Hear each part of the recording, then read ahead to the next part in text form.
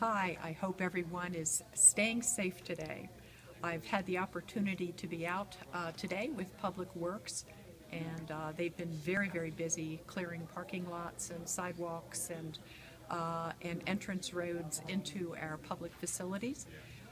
It's treacherous out, and we've had the opportunity to see some folks trying to drive along the roads. They're very icy, and best thing for the public to do today is just stay safe, stay inside, and let Public Works and let VDOT, the Virginia Department of Transportation, get the roads cleared.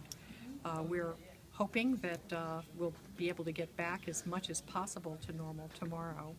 If you see anyone who looks like they are in some kind of distress, make sure that you are letting our public safety folks know. We do have hypothermia programs, and we will be sheltering people if they are homeless and don't have a roof over their heads.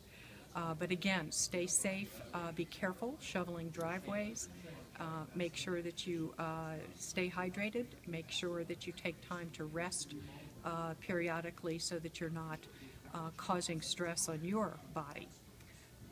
Again, stay safe and look forward to getting back to normal.